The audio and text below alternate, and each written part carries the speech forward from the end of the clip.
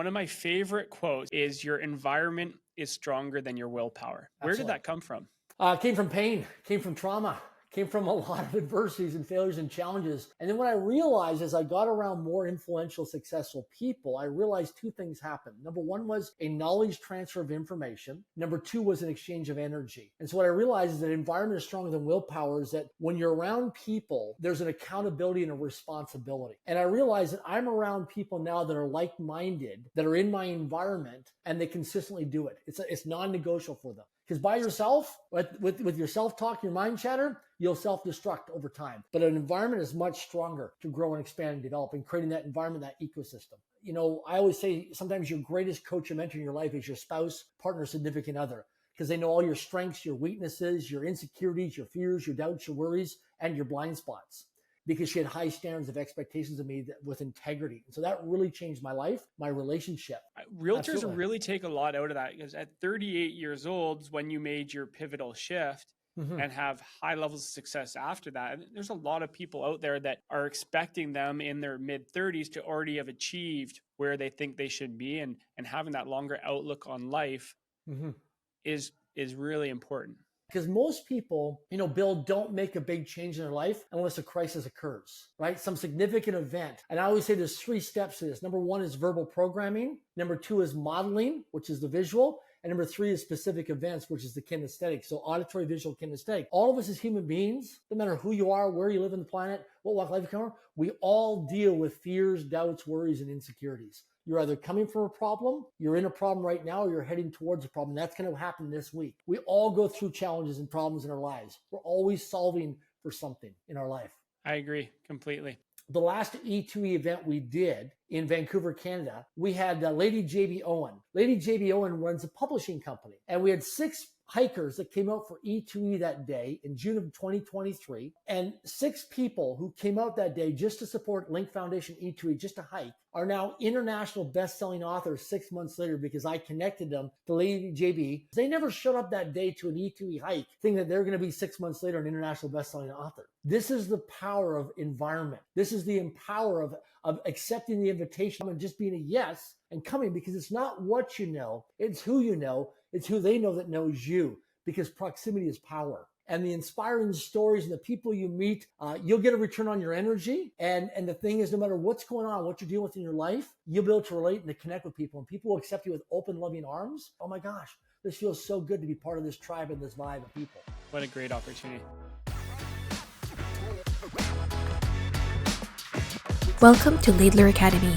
This week, our host Bill Laidler sits down with Sir Darren Jacklin to discuss his book, Until I Become, and the importance of surrounding yourself with like-minded people to be successful. A world-class corporate trainer, knighted by the Royal Order of Constantine and philanthropist, Darren shares more on the power of proximity and how it truly makes a difference in people's lives. Welcome to Laidler Academy podcast. We have Sir Darren Jacklin with us. Darren, welcome to the podcast, and thanks for being here.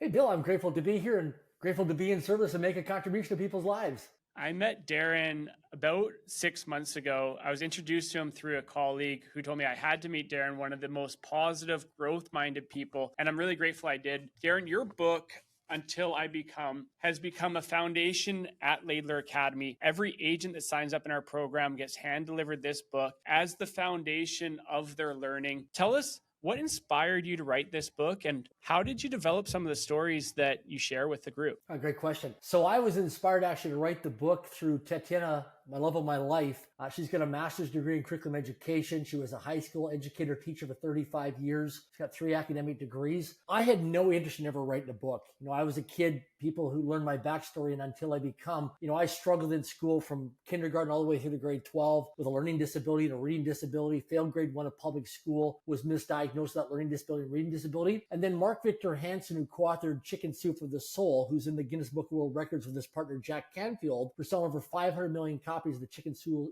for the Soul book series. Mark traveled with me several years ago across Canada when I was doing corporate training seminars, and Mark says, you need to write a book. And I just had a limiting mindset, limiting belief system that I was never ever good enough to ever write a book. And then during the COVID-19 lockdown, I've been writing journals for 30 years of my life. I journal every day of my life. You'll always see me carrying a journal with me. I handwrite every day as a daily non-negotiable. And during the COVID-19 lockdowns, I went to my storage locker and I have Rubbermaid tubs of cases and cases and cases of journals over the years. And what I do is every year in December, I look back on the last 5 years. So I go through journals from 5 years ago and I look at my life and I spend time over the month of December looking through it and I just see how much I progressed and what I've done. And when I was going through my journals during the lockdown, Tatiana's like, it would be a disservice to humanity if you did not share your private conversations in a book. And I felt exposed. I felt like, oh my gosh, I just feel so exposed. Like these are my private, intimate conversations with myself in a journal, my sacred, safe place that nobody reads my journals until upon my death. That's kind of the rule I've got within my household, that nobody reads my private journals until I die, right?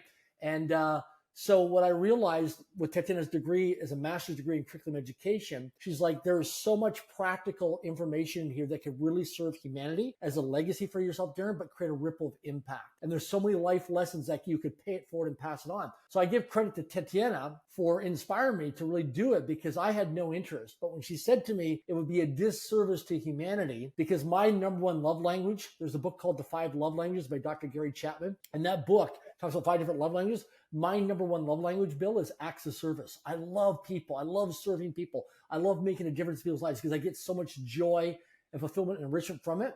So that's what enrolled me into doing the book with a team of people virtually. And it's become a huge home run in people's lives all over the planet. And I'm grateful that it's making a huge contribution in people's lives. Including myself.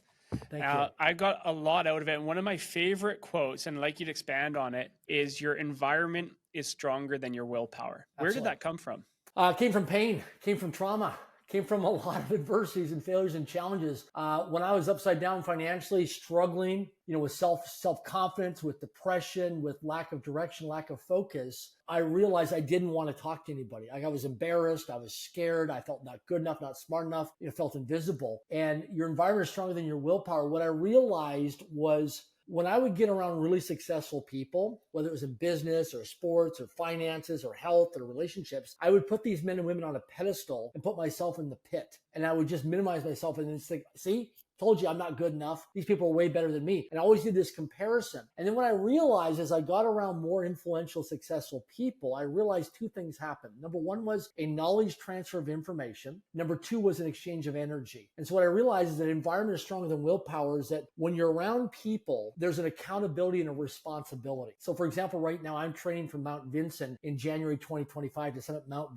Vinson in Antarctica, coldest place on earth. And I'm doing this for Link Foundation and for E2 Elevate to educate for people's mental health. And I realize that I'm around people now that are like-minded, that are in my environment, that are committed to health, fitness, and nutrition. And they consistently do it. It's non-negotiable for them. So my environment is stronger than my willpower because if we're by ourselves, we want to make a change of a daily habit or daily routine. It's hard. So people say, hey, I have a New Year's goal, a New Year's resolution. I want to lose 10 pounds of weight. Well, first of all, you don't want to lose 10 pounds. You want to release 10 pounds. You want to release weight, not lose weight. But the thing is, if you want to join a gym or a fitness class or yoga class, start getting around an environment of people who are always winning and are consistent at that. Same thing in business. Get around women in business, Chamber of Commerce, Rotary, YPO, EO, these different organizations where there's men and women in that environment that are already succeeding. And that will pull you into that environment. And that way your environment is stronger than your willpower.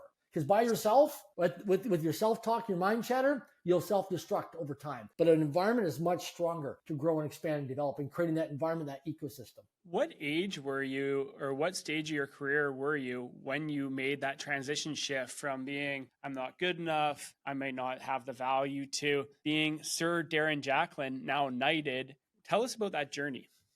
Yeah, great question. So 38, I'm 51 now. 38 was a critical point in my life in regards to financial because I was up and down all the time financially in my 20s and 30s and struggling. I had an R9 credit rating. I was homeless on the streets one time, eat my next meal in a garbage dumpster. I was on welfare for a few months, had my car repossessed. I owed money, collection against creditors, was behind on my taxes, completely out of integrity and, not trustworthy. And so that was at 38, I got so disgusted with myself. I thought, I'm tired of living my life this way. And so at age 38 and in my 40s, I studied finances and I started really taking on integrity and accountability and responsibility. And I really grew up in my 40s. And then when I met Tatiana, I always say sometimes your greatest coach or mentor in your life is your spouse, partner, significant other.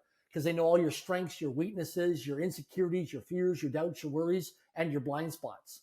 And so Tatiana, high levels of accountability and responsibility and high levels of integrity. And she was a really strong, pivotal influence in my life because she had high standards of expectations of me with integrity. And so that really changed my life, my relationship. But I really realized that, years ago through one of my mentors, I was introduced to an exercise that I do every 90 days now in my life. It's a recurring calendar event in my life where I do this exercise where it's like, where am I self-aware in my life and where am I unaware in my life?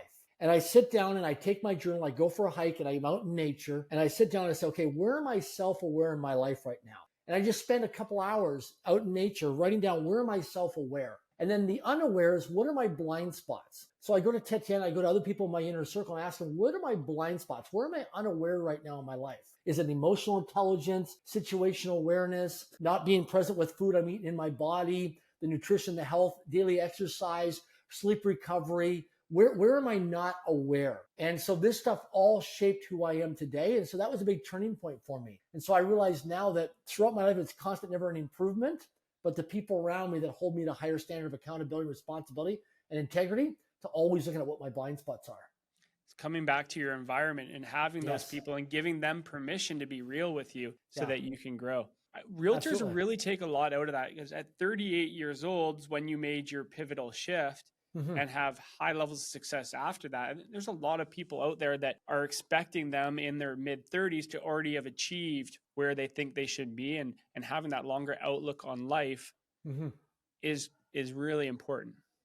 Absolutely. It's interesting because if you look at a lot of people, it's accumulation of history and experience. And I find that when people get into their 40s, maybe they've already had family and children, their children are starting to get older, they've been through one or two careers, or maybe they've been through a divorce or a separation, or they've had a bankruptcy in their life, or they've had some critical event. Because most people, Bill, don't make a big change in their life unless a crisis occurs, right? Some significant event. And I always say there's 3 steps to this. Number 1 is verbal programming. Number 2 is modeling, which is the visual. And number 3 is specific events, which is the kinesthetic. So auditory, visual, kinesthetic. So the verbal programming is, we go back to our environment is stronger than our willpower. Growing up, what did we hear around money, health, fitness, nutrition, relationships, different families, goals and dreams? What did we hear growing up in our environments, auditorily? And then visually, what was modeled to us in environment? Were we around an environment? Did we grow up in neighborhoods where we saw people thriving in their relationships and their health and their finances, in their careers or jobs or businesses? Or were they living paycheck to paycheck? Were they just trying to make ends meet? And then the specific events, what were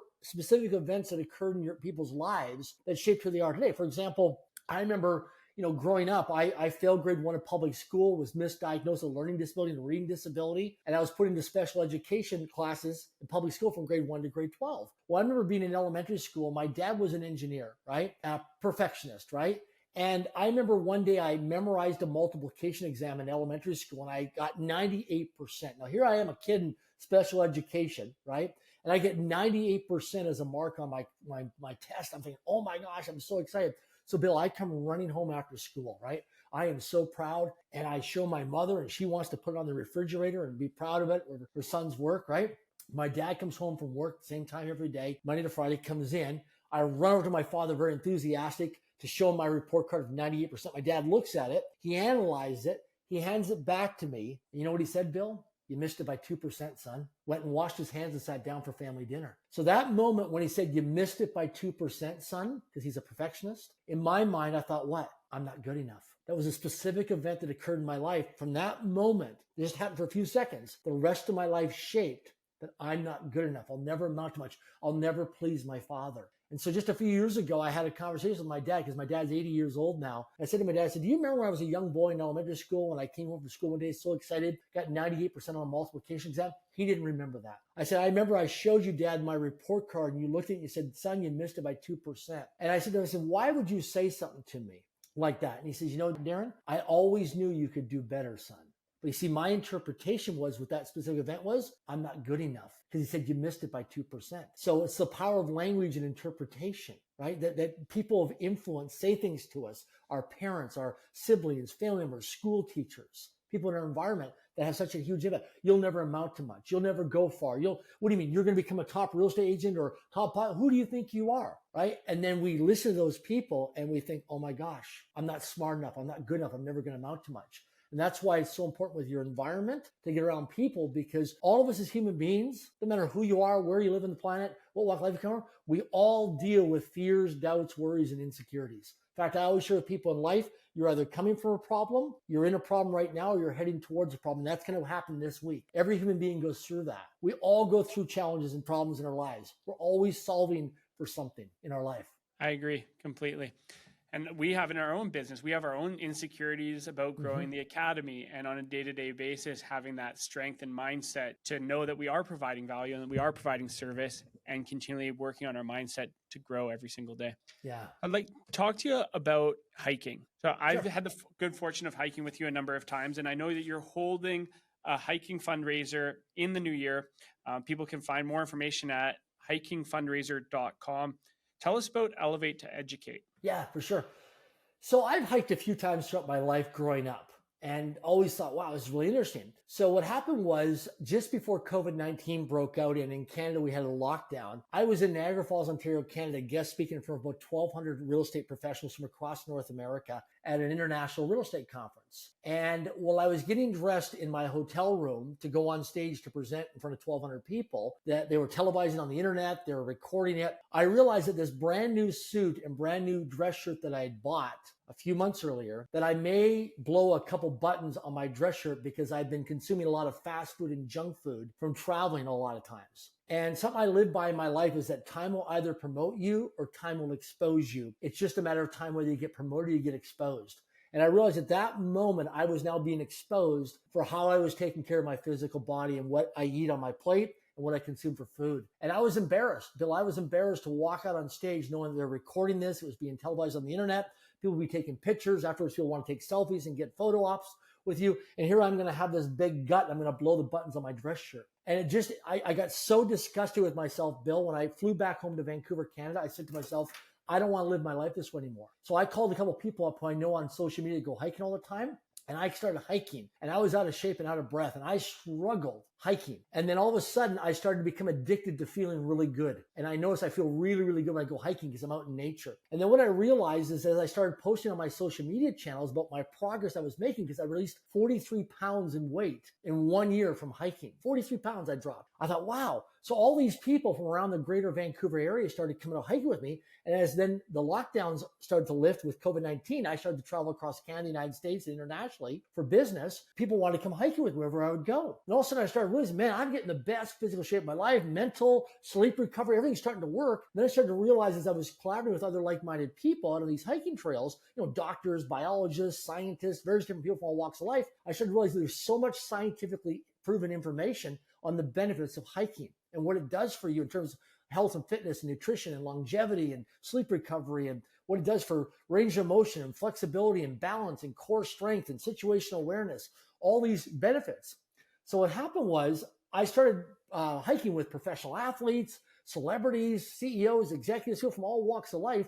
And then people said, hey, Darren, you and Techin have this international foundation called Link Foundation, where you're committed to building 100 schools across the planet to help alleviate children from poverty, decrease human and child sex trafficking, and help people with mental health and mental wellness. What if we started doing a hike-a-thon or a hiking fundraiser? So this is where it got birthed and born with Elevate to Educate E2E, which is creating a huge ripple of impact in people's lives around the world. So now we do this thing called E2E, Elevate to Educate, short for is E2E, at hikingfundraiser.com. People sign up, they come hiking, and we have hikes, they're family friendly. People pay a registration fee, and then we have corporate sponsors. And the money we collect, people get a tax receipt if they live in the US or Canada. Then we take that money and then we build a school, which is now a humanitarian project. So everybody that comes out for that hike, for that day, for that E2E hike, we now build a school on behalf of those people that came out that day as a humanitarian project. And I tell you, it's what we're doing now is incredible. The people that we're attracting from all over the world, from all walks of life, people are networking, they're collaborating, they're having shared experiences, they're creating magical memories with their family and their children, their spouses, their partners. And people are having such a great time, and they're having such a return on life and a return on energy. It's actually multiplying and expanding people's energy, and people are becoming addicted to hikingfundraiser.com. They're becoming addicted because they feel so good, but they're creating an incredible community of like-minded people. And the cool thing about hiking is, see, if you and I can go play pickleball, or we can play tennis, or we go golf. right? We can go do that and we can have some fun. But when we're going on a hiking trail in nature, you have to trust me, because you might be thinking in the back of your mind, oh my gosh, is there wild animals out here? Is there any danger, right? I don't want to die, right? And people have that fear of dying when they go on a hiking trail. Oh my gosh, what if I die? What if I get attacked by a wild animal? So what happens is, from a rapport building standpoint and an authenticity and vulnerability and connectivity, when I take you out hiking, we develop a bond. We develop a deep connection where you get to know me and like me and trust me, Bill. And you and I have hiked a few times, so you know the experience, right? Plus, as we're out there, we're having a shared experience, being on the hiking trail, hearing the songbirds, being in nature. So we're creating a memorable experience. Now, tie in philanthropy or humanitarian cause, where now we get to support people who are the most impoverished children on the planet through Link Foundation and Elevate to Educate. Now we enrich that experience even more by creating a legacy project. So it encompasses everything. So we are attracting a lot of people because people realize, oh my gosh, if I take a date hiking, or take my best friend, or I take my spouse or my children, or somebody I want to do business with, or I'm raising money for a business startup, all these things start to play a factor in the Elevate to Educate community. So people are growing and expanding, and rather than meet in a coffee shop or having a lunch meeting, you come out to support E2E, and you have an incredible experience by meeting a lot of great people, and you build incredible. Give an example. The last E2E event we did in Vancouver, Canada, June of 2023, it was a pilot.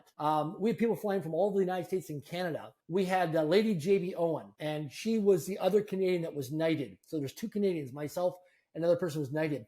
Lady JB Owen runs a publishing company, and we had 6 hikers that came out for E2E that day in June of 2023. And 6 people who came out that day just to support Link Foundation E2E, just to hike, are now international best-selling authors 6 months later because I connected them to Lady JB. She had an inspiring collaborative conversation with them on the hike about, listen, you have a story inside you. Why don't you share it with the world and impact people and create a ripple impact? They're like, what do you mean share my story? Who's going to listen to me? Well, she got that story out of them, right, by Zoom video conferencing and recording them. And now these people are international best-selling authors. They never showed up that day to an E2E hike thinking that they're going to be 6 months later an international best-selling author. This is the power of environment. This is the power of accepting the invitation at hikingfundraiser.com and just being a yes and coming, because it's not what you know, it's who you know, it's who they know that knows you, because proximity is power. Well, I'm excited. I'm going to be there in March. It's hikingfundraiser.com. I'll also be donating. So for anybody listening, this is open for anyone to join. It's an open invitation, correct? Yes, it's an open invitation. We have people from all walks of life, all different ages, from all over the place. And the thing is, come on out. You'll meet some great people from all walks of life that come out, from young children to people in their 70s and 80s we've had come out, from all walks of life, and the inspiring stories and the people you meet. You'll get a return on your energy, and you'll notice that it becomes addictive because you start to feel really good. And the thing is, no matter what's going on, what you're dealing with in your life, you'll be able to relate and to connect with people, and people will accept you with open, loving arms into our E2E community. And you're like, oh my gosh, this feels so good to be part of this tribe and this vibe of people. What a great opportunity. Well, yeah. Sir Darren Jacklin, thank you for taking the time to be with Laidler Academy. You're an inspiration to myself, to many others. Thank you for sharing your story. My pleasure. I'm grateful to be here and make a difference. Thank you. Thanks for tuning in to another insightful episode of the Laidler Academy podcast. We hope you find today's discussion informative and inspiring. Here at Laidler Academy, we're committed to helping you unlock your potential and transform your life, providing the insights you need to succeed in real estate. If you have any specific topics or questions you'd like us to cover in future episodes, feel free to reach out to us through social media or email info@laidleracademy.com. Thanks again, and see you on the next episode of the Laidler Academy podcast.